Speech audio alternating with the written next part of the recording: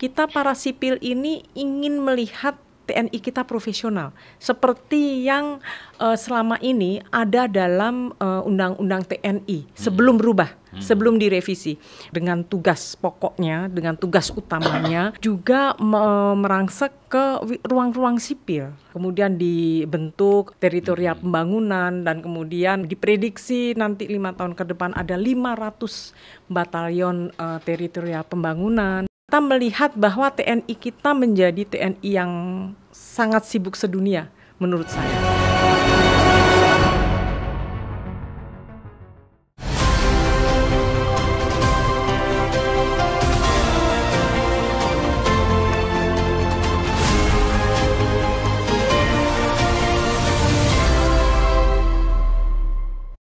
Sobat Leader, kembali kita berjumpa dari Menara Kartika Chandra, Jakarta.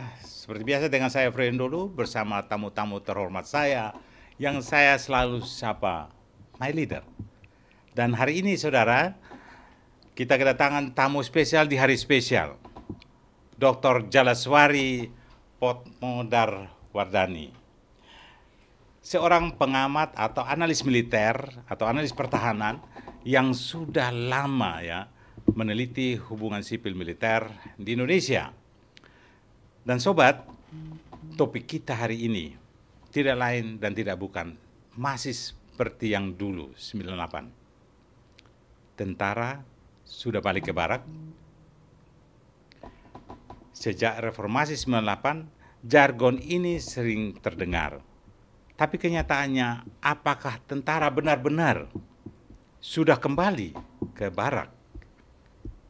Karena kita tahu kemarin pun tragedi Agustus 2025 juga permintaan yang sama dalam 17 permintaan plus 17 plus 8.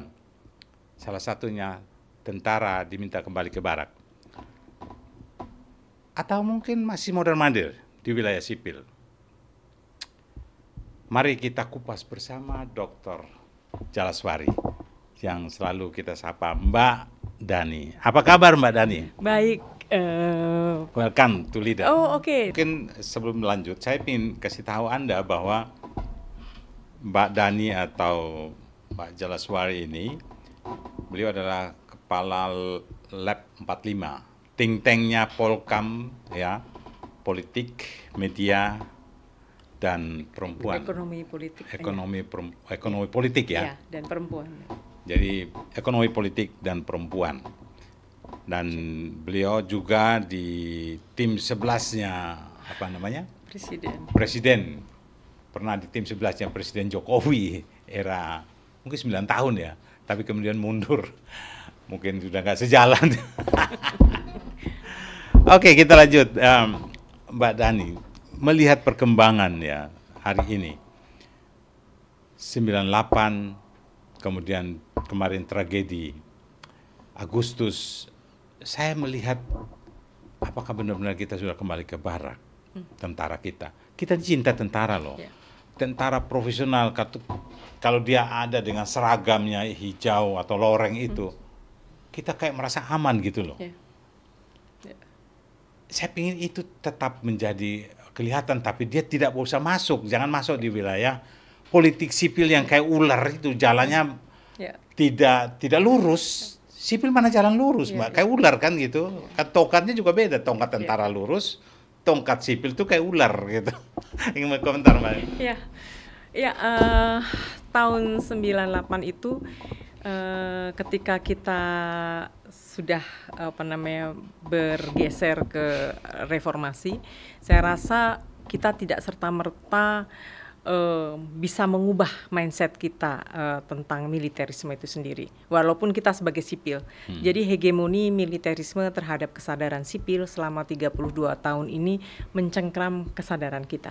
Jadi ketika reformasi digerakkan, kita memang melakukan perubahan-perubahan secara institusional, kita melahirkan lembaga-lembaga baru, institusi-institusi baru, karena konteks demokrasi waktu itu.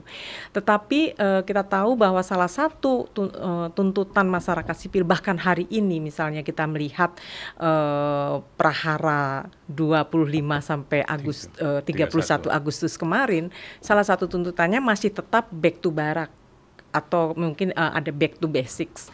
Itu bukan karena kebencian, bukan karena itu slogan saja, tetapi ini mungkin semacam ultimatum strategis dalam artian kita para sipil ini ingin melihat TNI kita profesional seperti yang selama ini ada dalam undang-undang TNI sebelum berubah, sebelum direvisi, bahwa undang-undang TNI di sana kita melihat TNI itu sebagai pertahanan, jadi militer kita tuh sebagai alat pertahanan negara.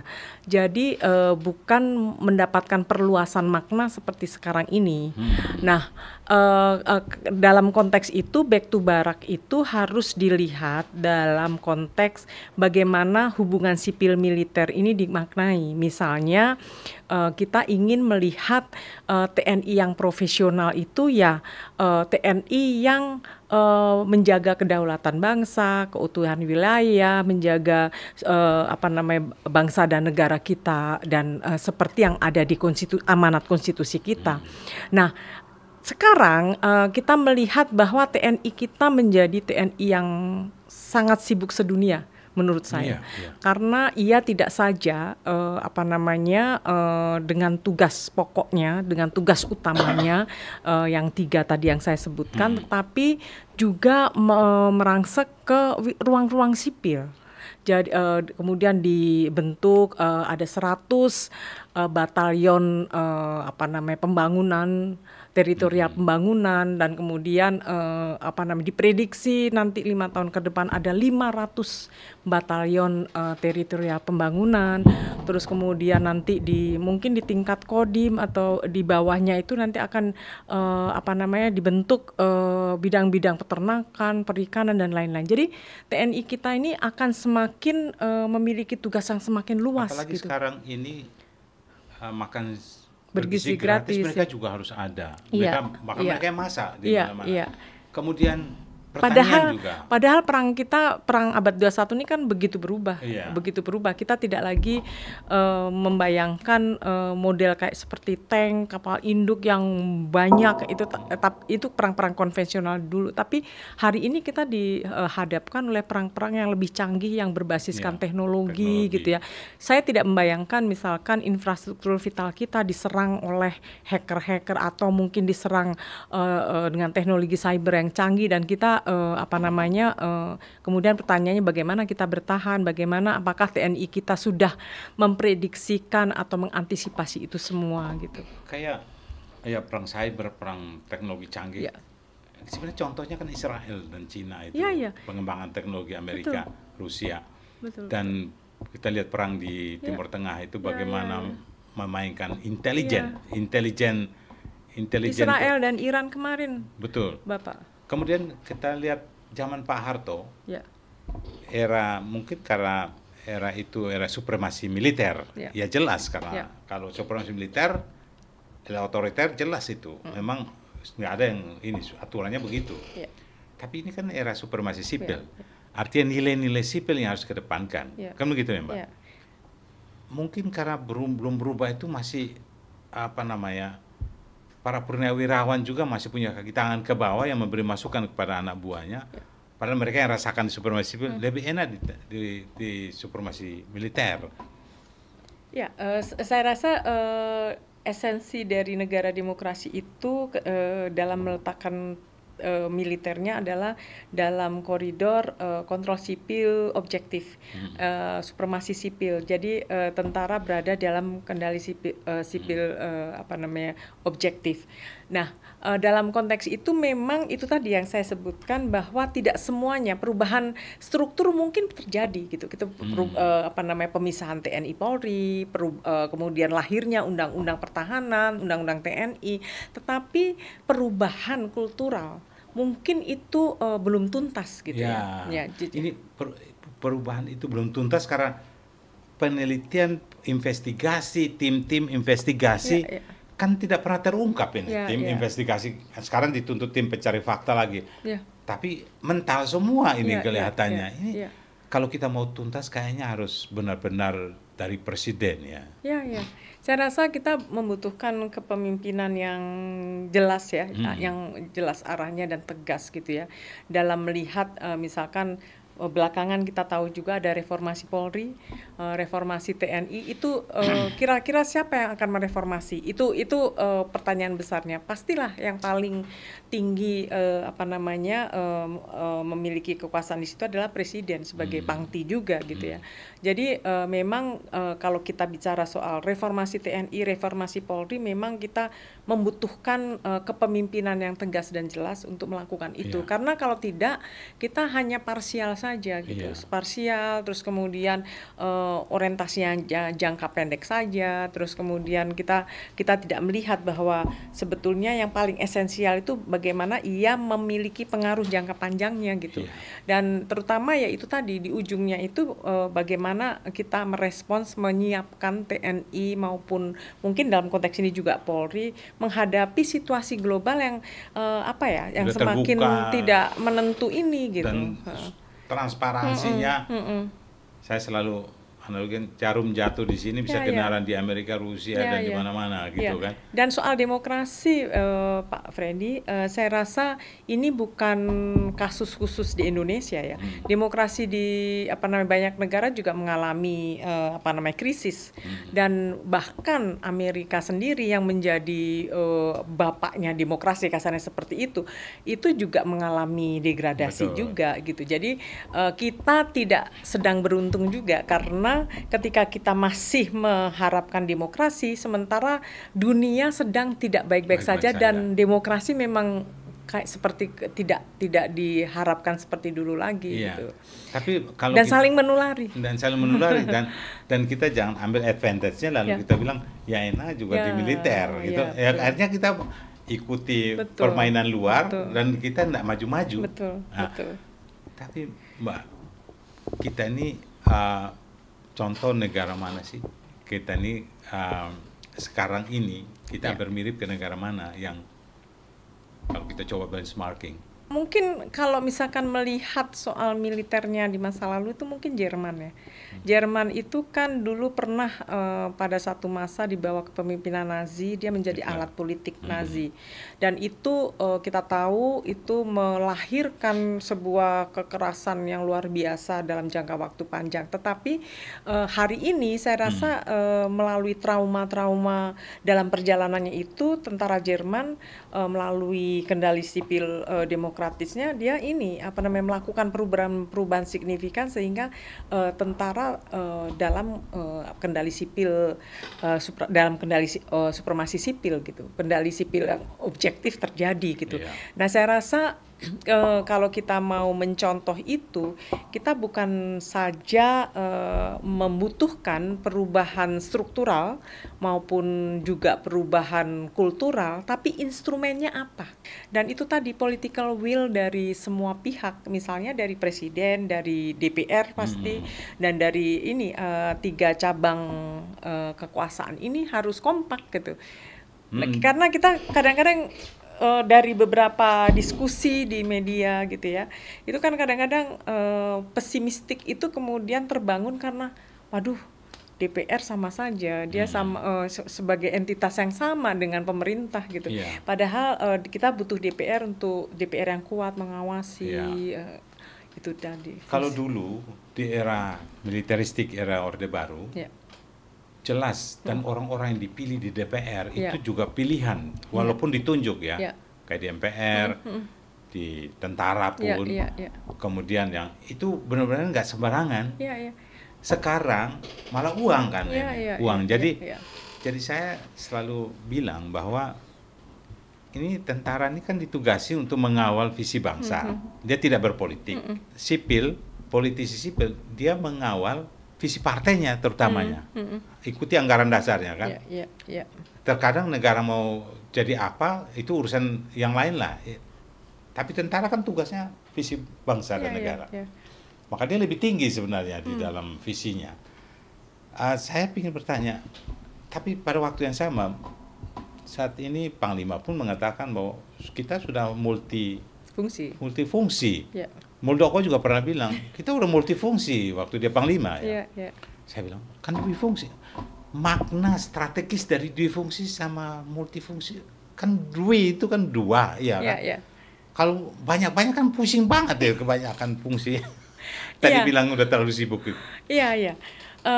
Dulu kita ketika bicara dui fungsi itu kan melihat tentara itu selain sebagai melaksanakan tugas pokoknya, tapi juga dibebani oleh bidang politik dan bisnis. Waktu itu kemudian kenapa lahir Undang-Undang TNI itu mengatur tentang bagaimana tentara yang profesional. Dia harus meninggalkan praktek, dia tidak boleh ada di politik dan kemudian tidak ada yang di bisnis. Dan dalam pengaturan dua itu lahirlah Undang-Undang TNI. Jabatan sipil juga. Betul. Dan tadi seperti yang disampaikan Pak Freddy ya, saya melihat Pak, waktu tahun 2000, tahun 99 2000 itu kita memiliki anggota DPR, terutama Komisi 1 Pertahanan ya waktu itu, the dream team. Dulu saya 2001.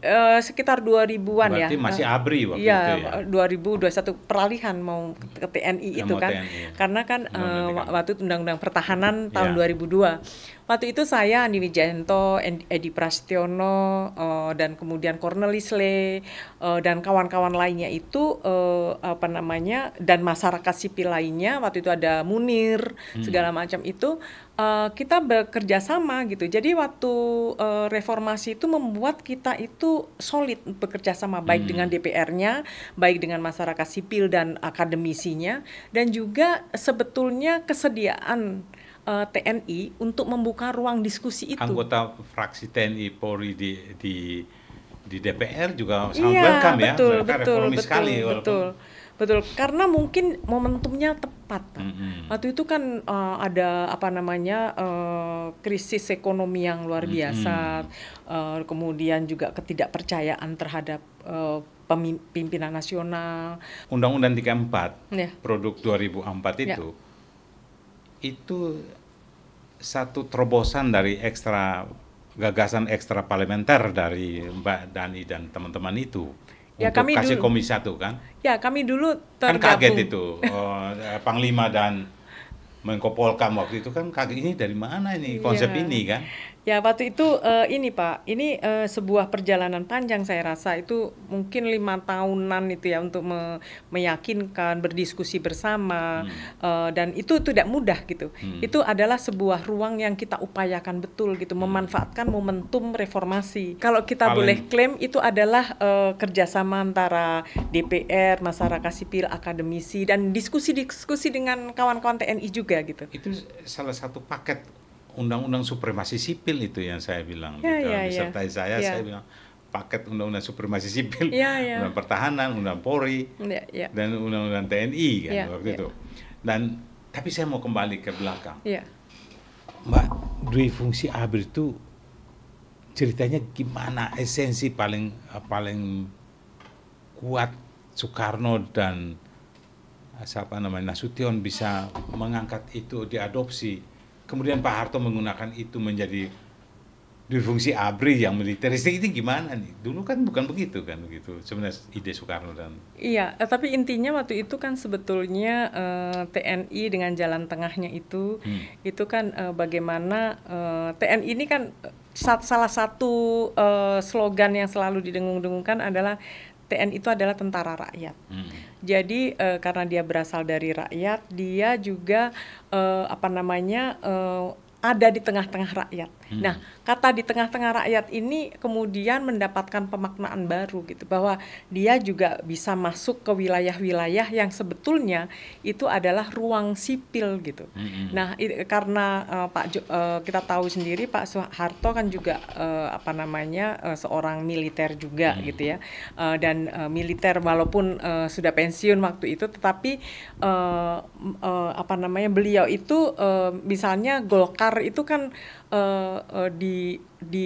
dibangun itu kan untuk mewadahi, yaitu tadi selain golongan karya, dia juga mewadahi di mana kawan-kawan militer waktu itu kan juga banyak yang di sana juga gitu. kekuatan militer untuk satu negara yang bilang atas nama demokrasi, tapi menggunakan kekuatan militer tidak akan lama. Berakhirnya akan berakhirnya tragis, kayak 98 itu kan. Siapa nggak takut Pak Harto eranya, tapi ada waktunya dan itu sangat tragis. Nah, yang kita takutkan peristiwa itu berulang terus dan kapan kita maju-maju gitu. Nah, saya ingin, kenapa saya tanya sejarahnya ini, karena dulu menurut beberapa pengamat itu maksud Pak Nas itu kan bukan begitu. Sehingga kita maju, ada era supremasi sipil, ada era supremasi militer, bolak-balik aja. Nah, ini kayaknya kita mau ke era supremasi militer lagi. Kalau benar tentara dikuat di mana-mana, benar kan? Iya, saya rasa kalau kita melihat hari ini saja, dengan bagaimana tentara masuk ke ruang-ruang sipil, dan saya pernah ngobrol dengan salah satu analis militer dari Australia, namanya Marcus Michener. Ia membedakan dengan tegas bahwa yang namanya difungsi TNI dengan situasi hari ini berbeda. Kalau ketika difungsi TNI, tentara tuh di depan. Tapi kalau sekarang dia merangsek kemana-mana, dia di tengah, malah mengerikan ya. Kalau menurut saya sih ini seperti ini ya, ia kemudian masuk ke wilayah-wilayah sipil yang kemudian baik di birokrasinya, kemudian di peran-peran sipil yang ini gitu. Jadi kan Marcus Michener juga saya pernah kutip bukunya beberapa. Tapi di depan kan jelas, eranya kan militeristik, ya kan, supremasi militer yang saya selalu sebut. Nah, supremasi militer dan supremasi sipil. Supremasi militer berarti tentara yang depan. Kalau supremasi sipil, nilai-nilai sipil yang di depan, kan gitu ya, Mbak. Nah, kalau sekarang dia dibilang multifungsi, berarti masuk yang tadi Marcus Michener itu bilang bahwa dia ada masuk merangsak di dalam semua. Dan itu impact-nya apa? Ya, kita balik lagi ke yang difungsi ya Pak. Itu 32 tahun kita hidup dalam negara yang militeristik. Yang yaitu tadi yang kalau misalkan meminjam istilah Markus itu tentara yang di depan. Dan kita merasa bahwa lambat laun sipil merasa terinternalisasi budaya militer. Dan kita nggak merasa bahwa itu tuh berbeda dengan sipil. Bahkan budaya itu mungkin cara kita menyelesaikan persoalan itu dengan pendekatan keamanan gitu, bukan sebagai keamanan tuh sebagai the last resort karena kita sipil, tetapi ini kita pendekatan keamanan. Kenapa budaya militer itu kita tolak sebagai orang sipil? Karena itu tentara itu dalam kulturnya selain ada esprit de corps yang solid segala macam, tetapi itu kan dia dengan memiliki otoritas untuk menggunakan kekerasan secara sah yang dilegitimasi oleh negara, itu aja sudah membedakan dengan sipil gitu. Kultur-kulturnya itu kenapa saya termasuk yang menolak soal pelajar dibawa ke barak segala macam itu, karena pendekatannya berbeda, dan itu pendekatan keamanan, pendekatan kekerasan, bukan pendekatan dialogis, bukan pendekatan yang mengutamakan tentang argumen-argumen. Ya itu kan era otonomi daerah kan, pimpinan daerah ini kan agak genit-genit kadang-kadang. Kan ada yang enggak, ada yang melakukan. Lalu ya kan, ingat nggak dulu kita senat mahasiswa itu? Menwa itu kan militer semua, anak-anak dididik militer. Atribut militer itu memukau ya Pak ya? Pakai sepatu, boneng, baju hijau, orang pakai baret. Kayak lebih baik apa? Keputusan yang tegas itu dibutuhkan dari garis militer. Saya kira ya.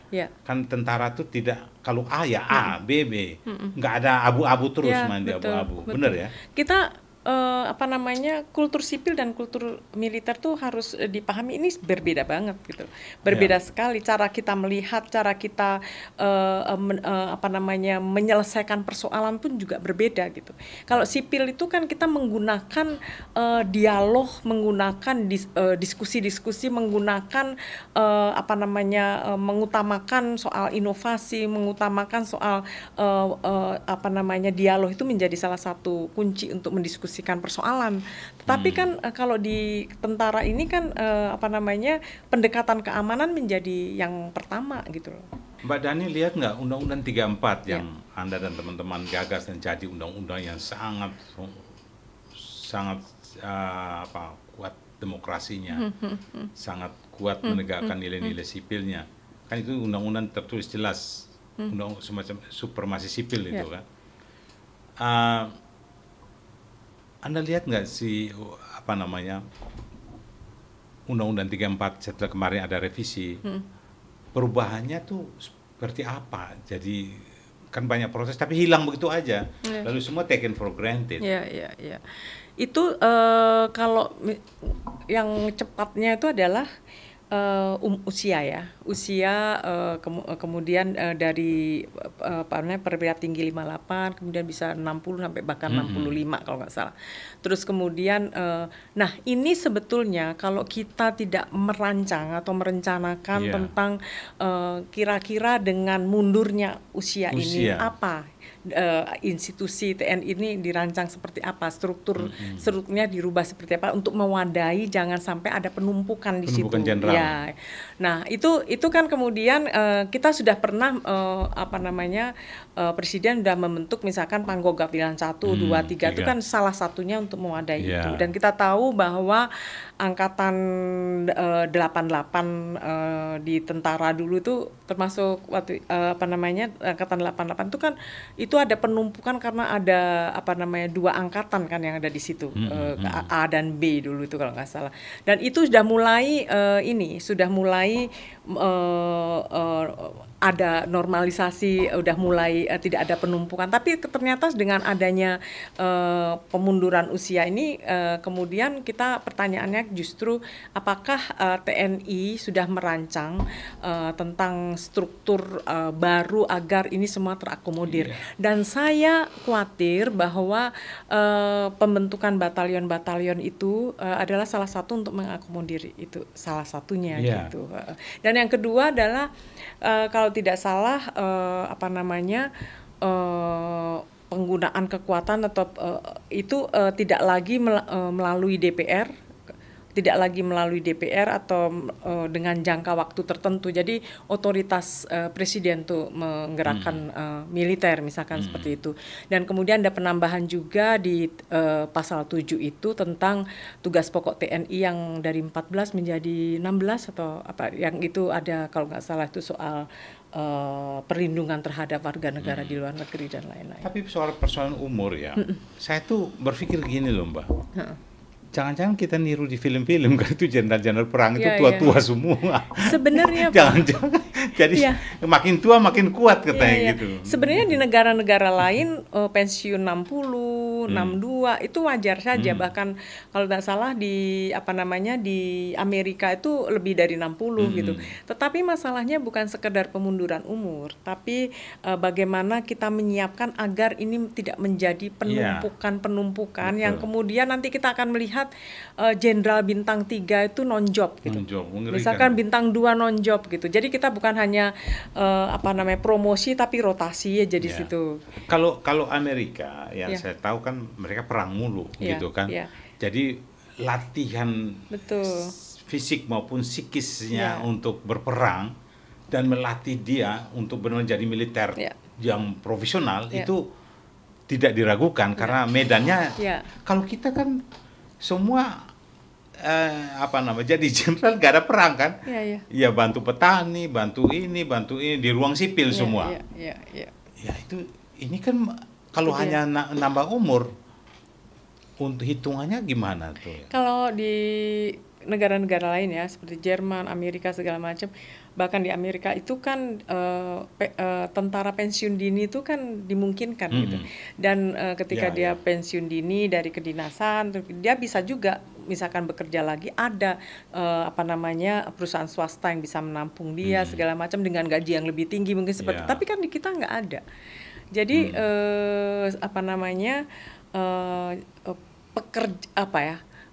tentara itu memang harus akhirnya menjadi pekerjaan yang harus dijalani dalam artian sampai pensiun gitu. Tidak dibukakan misalkan kita pensiun dini itu ada nggak semacam golden hand, shake hand gitu? Iya, misalkan seperti itu. Saya pikir begini, benar Mbak. Ini saya kira tentara banyak yang jenuh juga ya. Akhirnya kita lihat di mana-mana kemarin. Saya rasa tidak semua tentara happy. Iya, karena mereka nggak ada perang. Tentara di mana-mana. Kalau nggak ada perang tuh jenuh, dia latihan, makan latihan. Sementara yang elitnya di atas nikmati kehidupan yang mewah. Sementara mereka ini latihan perang, latihan nggak ada perang, latihan makan bergizi. Kan ini semua berpikir, apalagi era digital yang begitu mereka. Kok ini orang polisi kok hidupnya enak banget, kita kok susah bener gitu kan? Atau sipil kok hidupnya enak gitu. Kemarin saya melihat ini ya TNI membuka untuk merekrut ada rekrutmen untuk masyarakat sipil kalau nggak salah tuh dari D3 sampai S1 untuk mengisi pos-pos bintara gitu. Dan itu di situ ada sekian puluh jurusan yang diminta, misalkan ada peternakan, perikanan segala macam, dan itu banyak sekali. Nah, itu mungkin juga salah satu untuk mengakomodir yang tadi itu yang disampaikan oleh Humas Kemhan itu, bahwa hari ini militer kita bukan militer pertahanan aja, bukan pertahanan militer saja, tetapi juga pertahanan semesta ala Indonesia. Nah, itu efeknya anggaran semua itu kan? Itu memang implikasinya terhadap anggaran. Setiap kata terminologi yang ada di kementerian, di militer maupun sipil, itu kan semua impact anggaran semua. Dan itu betul, itu punya implikasi ke anggaran gitu. Seandainya saja anggaran non militer itu bisa diinvestasikan kepada pembelian alutsista modern kita, pelatihan prajurit-prajurit kita, pemenuhan kesejahteraan prajurit kita, saya rasa itu menurut saya lebih worth it ketimbang itu tadi kita menjadikan TNI kita menjadi petani, menjadi batalion-batalion teritorial pembangunan yang mungkin ngurusin juga food estate segala macam itu. Saya rasa kita semua inginlah TNI kita itu profesional gitu. Itu biarlah menjadi tugas atau pekerjaan sipil saja. TNI fokus saja untuk menyiapkan menghadapi perang yang semakin kompleks dan asimetris ini. Kita coba benchmarking ya. Kalau kita pelajari Myanmar, Thailand, Jerman, Mesir, ya mungkin juga Amerika Serikat, kita itu lebih dekat ke arah mana ya sekarang ini? Kita selalu bilang bahwa kita tuh memiliki keunikan. Nah, padahal kata-kata keunikan itu. Keunikan, kita punya kekhususan militer kita itu jangan disamakan dengan negara-negara maju dan lain-lain. Dan itu sebetulnya menurut saya itu sebetulnya apologi untuk menunjukkan bahwa hari ini TNI kita belum move on. Belum ini ya. Mungkin belum move on, tapi menurut saya ini kembali ke itu tadi, kembali ke hitohnya semula dalam artian multifungsi tadi itu gitu. Bukan hitoh dalam artian positif sebagai tentara yang profesional, tapi tentara kita sekarang adalah tentara yang sangat sibuk, tentara yang banyak tugas untuk hal-hal di luar tupoksi utamanya. Gitu. Jadi apa yang bisa kita ambil pelajaran dari sini? Ya, saya rasa ini ya, apa namanya, kalau dulu ruang atau celah itu dibukakan untuk diskusi, apa namanya, DPR juga melakukan fungsinya, tugasnya untuk soal pengawasan dan lain-lain. Nah, dalam situasi sekarang di mana secara umum demokrasi juga mengalami krisis hampir di beberapa belahan dunia, saya rasa kita berharap ke masyarakat sipil. Kita berharap kepada akademisi, media, walaupun saya juga agak ragu karena beberapa media sudah mengalami penyempitan ruang juga. Ruang untuk menyampaikan atau melakukan kebebasan berekspresi. Jadi saya rasa dalam situasi sekarang ini masyarakat sipil, akademisi harus bersama-sama, tidak bisa tidak bersama-sama menyuarakan ini terus-menerus dan jangan lelah. Walaupun kita tahu ya, yang kita lakukan ini pernah kita lakukan 27 tahun lalu, tetapi kalau untuk Indonesia dan TNI yang kita inginkan, TNI yang profesional, kita harusnya nggak lelah. Kalau kita bertanya di ruang publik itu, kalau ada teman-teman dari kayaknya kok seolah nggak suka tentara gitu. Ya. Kita nih apalagi menjelang ulang tahun HUT-nya ke-80 TNI ya. Kita bangga melihat tentara kita. Ya. Masa Cina aja gagah tentaranya. Ya. Kita lihat Rusia dengan baris berbaris mereka. Kita nggak kalah gagah tentara kita. Tapi kerjanya ini loh, ya kan. Kalau prajurit saya tahu mereka itu semua, tapi yang elitnya ini yang kita kritisi di elit pengambil keputusan kan mereka military leader, nggak sembarangan dibilang military leader kan. Betul. Kita juga paham kok Pak bahwa ada tugas-tugas sipil yang dalam situasi kedaruratan tertentu itu sipil tidak bisa melakukan. Bukan sipil lemah, tapi ada situasi tertentu kedaruratan yang memang hanya tentara yang bisa. Misalnya bencana alam. Kita tahu waktu tsunami Aceh ya Pak ya. Saya 40 hari setelah tsunami itu datang ke Aceh. Saya melihat dengan mata kepala sendiri bahwa pemerintahan sipil lumpuh. Hanya tentara yang bisa. Hanya tentara yang bisa. Kemudian kita juga terorisme segala macam hanya tentara yang bisa. Tapi ini sifatnya sementara. Ketika kedaruratan ini setelah mulai normal lagi ya kembali ke sipil lagi gitu. Tentara berada di belakang sipil. Jadi bukan kita nggak butuh tentara masuk ruang sipil, tapi kalaupun masuk itu ada situasi kedaruratan karena sipil tidak mampu, hanya tentara yang mampu karena pelatihannya, karena keterampilannya, keahliannya gitu.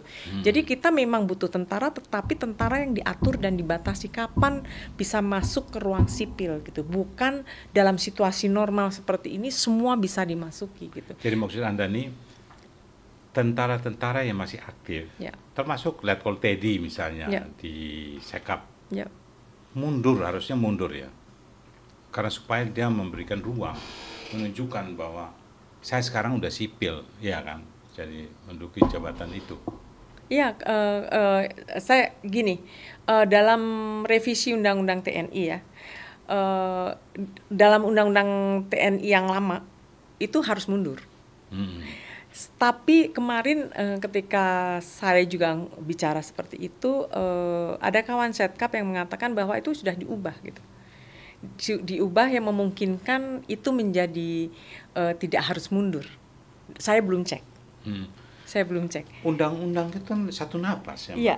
Dari pembukaan sampai akhir itu. Tapi kan ada revisi.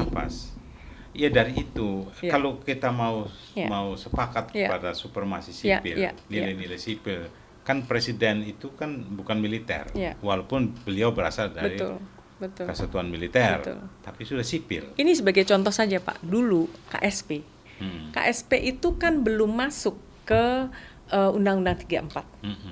Jadi dulu ketika zamannya Pak Luhut sebagai kepala staf, itu ada beberapa TNI aktif masuk. Dan ketika zamannya Pak Teten itu kemudian dikembalikan ke instansi masing-masing. Jadi memang nggak bisa. Ada berapa banyak sih Mbak tentara aktif yang ada di wilayah sipil yang mungkin bertentangan itu? Saya jumlahnya pastinya nggak ini ya Pak ya.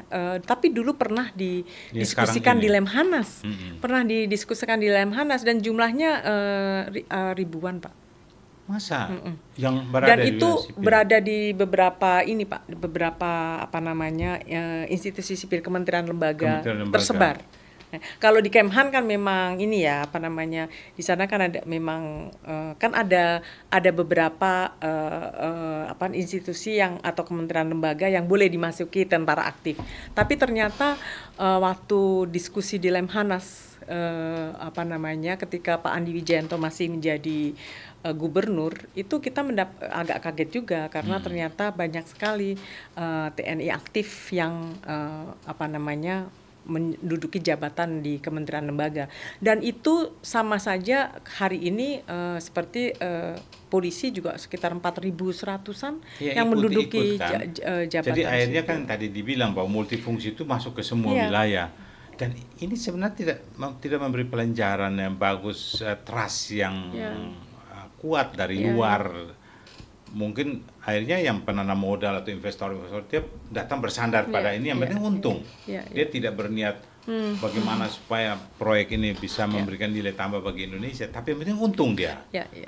Cari untung saja, nempel dengan siapa gitu kan. Kalau nempel dengan tentara yang bersenjata, polisi, tentara lebih aman daripada nempel pada sipil yang hanya ngomong doang. Karena kita tahu baik TNI maupun Polri kan itu tadi yang saya bilang bahwa dia secara sah memiliki legitimasi untuk melakukan kekerasan yang dilegitimasi oleh negara, senjata. Jadi kalau misalkan melakukan bisnis ya siapapun pasti akan kalah lah duluan kalau senjata ditaruh di meja. Hari ini purnawirawan maupun TNI jenderal aktif mereka punya bisnis semua di mana-mana, ya kan?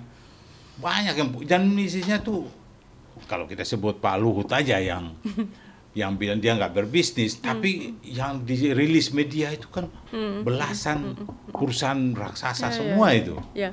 Dan ada Pak Meo bilang begini, jenderal yang aktif di medan perang dia akan sukses berbisnis katanya dalam bisnis. Kita pernah perang nggak Pak? Kita nggak pernah perang kan? Iya saya rasa. Tapi ini Pak, kalau misalkan TNI berbisnis itu kan sudah jelas dilarang di Undang-Undang TNI. Dan itu juga ketika tahun sekitar 2007 kalau nggak salah, itu juga sudah ada tim yang apa namanya melakukan pengambil alihan bisnis militer. Bahwa kemudian itu kembali atau apa, saya tidak mengkaji lagi. Tetapi seingat saya tahun 2007 itu bahkan waktu itu Pak Safri sendiri yang apa namanya yang salah satu memimpin itu dengan Pak Eri Riana Harja, Pak Mekah segala macam itu. Jadi kita kalau bicara back to barak, undang-undang larangan banyak. Kayak back to barak itu atau kembali ke barak itu, kayak kita lihat pintu hotel yang muter itu. Saya suka jadi aja muter. Iya sih. Gimana? Getir ya Pak. Kok jadi lucu sendiri kita ya? Iya. Padahal kita lagi bangga-bangga nih menjelang, mudah-mudahan tentara tuh tunjukkan postur dari elit leader, military leader sampai ke prajurit itu satu postur yang sama, yang bagaimana pertahanan negara ya kan. Jangan sampai ganti tempat. Sipil yang jaga di perbatasan, ya kan? Mereka ngurus masuk ke bisnis, ke dalam ngurus bisnis, gimana? Ini juga ini Pak, kalau lama-lama kawan-kawan TNI ini tanda kutip menggantikan peran-peran sipil, ini sama aja mengikis apa namanya kemampuan sipil itu sendiri gitu. Ini kan semua ruang misalnya dikuasai sebagian besar oleh militer. Ini kan juga melemahkan melemahkan sipil, dan sipil sendiri kan dalam birokrasi sipil itu sendiri kan soal meritokrasi itu kan juga diajarkan, itu juga diupayakan. Nah kalau ini semua TNI atau militer kita akan merangsek ke ruang-ruang semacam itu sama aja juga melemahkan sipil. Jadi sipil lemah yang mungkin dulu dimitos untuk sebagai pembenar tentara masuk, nanti akan benar-benar lemah gitu. Iya, gitu. Jadi saya bilang begini, Pak, di dalam teori saya, penelitian saya juga soal hubungan sipil militer ini, saya lihat gini, Pak, teori Huntington itu kan pendekatan filosofis maupun praktis itu jelas, secara prinsip. Di negara manapun tidak pakai bilang ini unik tapi secara prinsip TNI tidak berpolitik lagi, ya kan? Karena ini keluar dari bisnis dan segala macam. Itu sudah prinsip di konstitusi kita loh. Nah, kalau kita tarik ke bawah, undang-undang TNI itu selama ini menjalankan tugas mengikuti keputusan negara. Artinya dia taat pada keputusan negara. Jadi apapun sipil yang di DPR kan sipil semua. Apapun diputuskan pasti mereka ikuti. Yang masalahnya kan main-main sipil ini, ada yang bilang jangan begitu, akhirnya dia putusannya ngambang abu-abu. Nah ini kan bisa memungkinkan masuk, jadi tes, ternyata boleh. Gimana? Itu kayak ada simbiosis mutualisme aja, Pak. Jadi mungkin pejabat sipil butuh legitimasi untuk kekuasaannya, yaitu dia butuh mungkin entah backingan atau mungkin butuh mengamankan kekuasaannya dan lain-lain. Dia butuh TNI atau militer karena menurut sejarahnya memang militer itu yaitu tadi kita terpukau dengan atribut, dengan budayanya. Jadi ketika kekuasaan membutuhkan legitimasinya untuk mengukuhkan itu, kita pasti kan butuh sesuatu untuk menguatkan itu. Nah, sementara TNI juga membutuhkan itu untuk bisa. Betul, saya punya teori begini. Jadi bukan saja tentara yang harus profesional. Sipil juga. Karena Wiranto waktu Panglima dia bilang, dia Panglima otak dan Panglima dan Menteri Pertahanan, jadi Menhankam, kepala belakangnya Menhankam, depannya Panglima, jadi perintahnya hanya pindah otak kiri kanan, atas belakang depan. Ya seenak-enak Menhankam pangap aja. Nah dalam penelitian saya menemukan bisa nggak ini, jadi saya menamakan hubungan profesional sipil militer. Artinya sipil juga harus profesional, tentara juga harus profesional. Jadi artinya tentara mengamati sipil, sipil mengamati tentara, kan begitu. Perjalanannya, tapi bukan kompromi gitu loh, ya kan? Jadi misalnya korupsi di mana-mana, tentara lihat, tentara kan punya anggota di intelijen di mana-mana, ya kan?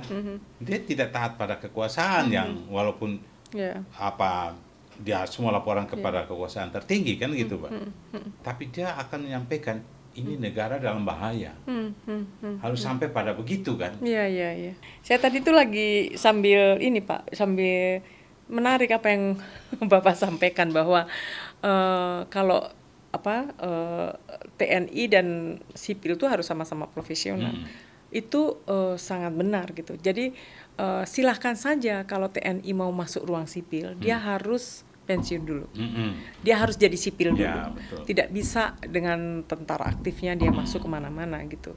Karena itu tadi, itu sebetulnya menjauh dari semangat reformasi kita dulu gitu. Kalau sipil nggak kuat, tidak jadi tentara, tidak harus masuk, ya kan? Tidak harus karena memahami kelemahan tentara, sipil gitu kan. Tapi apa penyebab utama sipil ini selalu bergantung pada seolah tentara ya? Budaya sipil dan militer itu beda. Militer punya legitimasi sah dari negara untuk melakukan kekerasan yang dilegitimasi oleh negara. Jadi dia boleh bawa senjata, dia boleh melakukan kekerasan karena budayanya itu. Sementara sipil dalam menjalankan kekuasaan, sering atau kerap kali bagaimana dia menjaga kekuasaan itu langgeng. Nah, untuk langgeng dia menggunakan aparat. aparat, karena melalui aparat ini budaya-budaya kekerasan yang tercermin dengan soal intimidasi. Nggak usah, tentara itu kan nggak usah megang senjata, dia diem aja dengan baju loreng dan ijonya, itu kan mengintimidasi. Oh, iya. Dan itu adalah senjata untuk sipil, Iya, untuk kalau senjata juga menguatkan orang udah itu. takut. Ya, untuk menguatkan itu. Jadi kenapa sipil membutuhkan tentara untuk mengamankan kekuasaannya, ya karena dia punya atribut-atribut kekerasan yang itu pasti akan Dan itu membuat sekarang kan sipil-sipil, ormas sudah Ya. menggunakan Ya, atribut tentara atribut, semua, iya, baret iya, macam-macam, iya, dan iya. plat nomor juga saya lihat Iya. sudah eksklusif Betul, itu. betul. Kenapa sih kita pakai eksklusif ya? Kenapa nggak seragam? Lu sipil ini plat nomornya apa? Iya, iya, mau iya. pejabat tinggi mau apa? Iya. Tetap platnya begitu. Tapi lu militer yang sekarang eksklusif loh, Pak. Saya mungkin agak bosan ya Pak membicarakan bahwa itulah hegemoni militerisme terhadap kesadaran sipil. Sipil dalam kurun waktu tertentu dan waktu yang lama telah terinternalisasi bahwa budaya tentara itu keren, bahwa atribut-atribut tentara itu membuat sipil itu menjadi tampak berkuasa, tampak kuat, tampak segala macam. Itu terinternalisasi lama gitu. Jadi ketika sipil menggeret tentara ini karena untuk mengamankan, kan kata mengamankan itu menjadi kata kunci yang selalu untuk mengamankan. Kata mengamankan tuh bisa mengamankan apa saja. Ya itu kayak di Amerika Latin aja deh, kayak backup. Di sana kan terjadi backup ternyata diteliti itu kartel-kartel yang di backup Dan mereka. mindset kita ini kan bertemu dengan pengalaman-pengalaman yang soal dengan TNI. Jadi pengejawantahan dari pengalaman-pengalaman kita dengan TNI itu kan juga memenuhi ingatan kita gitu. Sehingga kenapa dia dihadirkan? Karena pasti untuk sesuatu itu mengamankan. Sesuai dengan tugasnya kan, mengamankan. Bahkan mengamankan itu dipakai untuk hal yang tidak sepatutnya, itu lain perkara. Gitu. Kalau saya pernah baca buku Markus Mister tentang agama, politik dan tentara itu. Ada satu di kesimpulannya dia bilang begini, tentara wawancara seorang militer kita. Tentara belum rela negeri ini dipimpin oleh sipil. Sipil kalau mereka menginginkan sipil yang supreme quality. Nah, terjemahan supreme quality menurut Mister ini, saya pikir yang paling ini artinya dari mana ini? Nah, sekarang ini Presiden ini udah sipil, Presiden Prabowo ini kan sipil, hanya dia pernah jadi jenderal, kan? Nah, mungkin dimaksudkan ini apa gimana? Sipil yang kuat saya rasa bukan sekedar sipil mantan jenderal, tapi saya membacanya adalah sipil yang bisa punya rentang kendali yang kuat dalam artian soal korupsi. Saya rasa tentara juga, saya rasa juga bukan hanya tentara saja, kita juga marah melihat korupsi yang merajalela di negara kita gitu. Kemudian ia juga melihat kelemahan sipil, mungkin itu bagian dari kelemahan juga, bagaimana tidak bisa memberantas korupsi itu sendiri. Terus kemudian bagaimana kekuasaan itu memperlebar wewenangnya gitu ya. Dia masuk kemana-mana untuk melipat gandakan kekuasaannya, dan itu tentara bisa melihat itu gitu. Dan mereka melihat ini adalah kelemahan sipil yang korup bukan hanya soal harta ya, tapi juga bagaimana kekuasaan, bagaimana politik kepentingan mereka pakai dan lain-lain. Jadi sepenuhnya tentara mungkin melihat sipil lemah itu dalam konteks itu, Pak.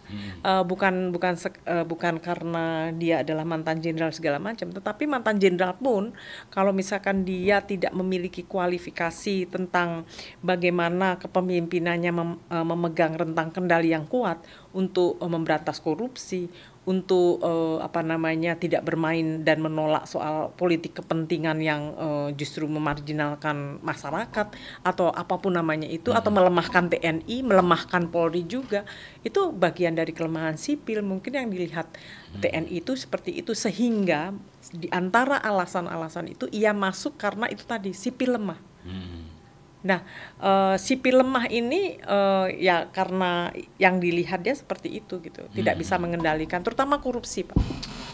Iya, memang ini kelemahan di sipil itu adalah diremehkan oleh militer kita, itu adalah korupsi yang dia tahu kok siapa yang korupsi apa. Kalau dia mau bongkar, saya kira bisa, karena apalagi saya tertarik Presiden Prabowo sudah menugaskan tentara mengawal kejaksaan.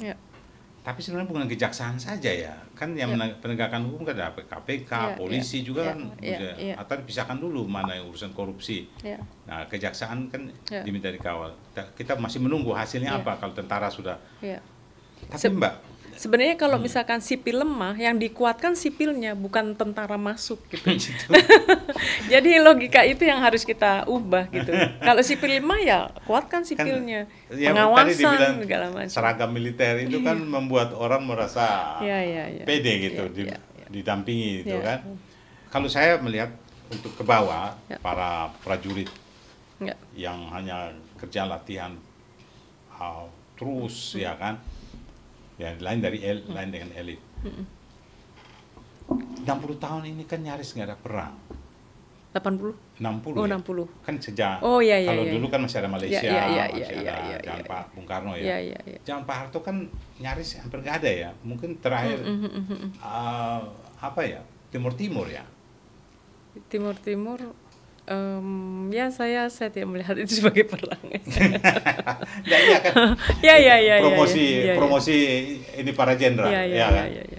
Dan mungkin ada perang. Jadi misalnya kita kan sering berhadapan dengan Malaysia, dengan Cina.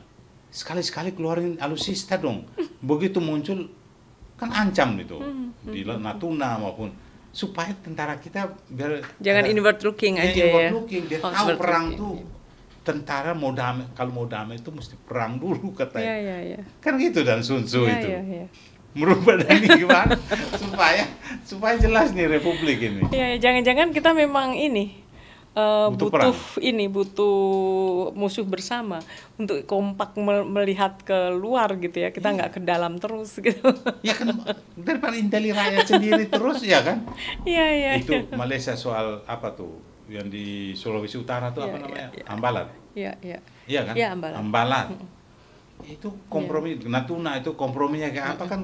Ya kita cinta damai ya, tapi tentara kita naikin umur panjang. Nah di bawah ini kan gaji tetap ini Mbak, ya kan, ekonomi menuntut. Mereka prajurit ini bukan kayak Amerika gajinya tinggi-tinggi, atau di negara bandingan tuh terlalu kecil sekali. Kita ini kan. Betul. Kita memang ini Pak, 80 tahun, 5 Oktober nanti 80 tahun tentara kita ya. Mungkin ini juga semacam refleksi kita semua gitu loh ya, bahwa apakah tentara yang kita inginkan itu seperti apa gitu? Apakah tentara yang memang inward looking ketimbang outward looking? Karena dengan mencanangkan pertahanan semesta ala Indonesia ini, kita memang butuh bukan sekedar penjelasan ya, tetapi pertanyaan besarnya adalah apakah kita memang menginginkan tentara kita seperti itu gitu, yang sibuk di dalam terus, sementara di luar sana dunia begitu berubah dan tantangan juga semakin luar biasa, dan apakah kita juga sudah menyiapkan ke sana gitu.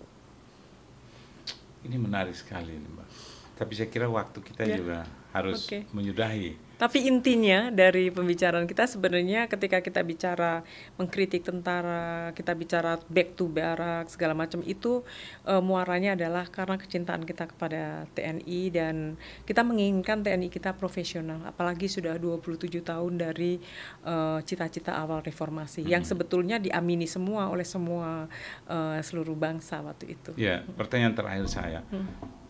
Kira-kira Mbak Dani melihat demokrasi kita ini, kapan Indonesia itu bisa betul-betul matang ya, tanpa bayangan matang berdemokrasi, tanpa bayangan militer. Iya, dulu ketika kita 27 tahun bicara soal demokrasi, mungkin salah satu kelemahan kita adalah kita memang fokus untuk melahirkan institusi baru, untuk membuat regulasi baru, untuk macam-macam. Tetapi kita lupa untuk berkonsolidasi.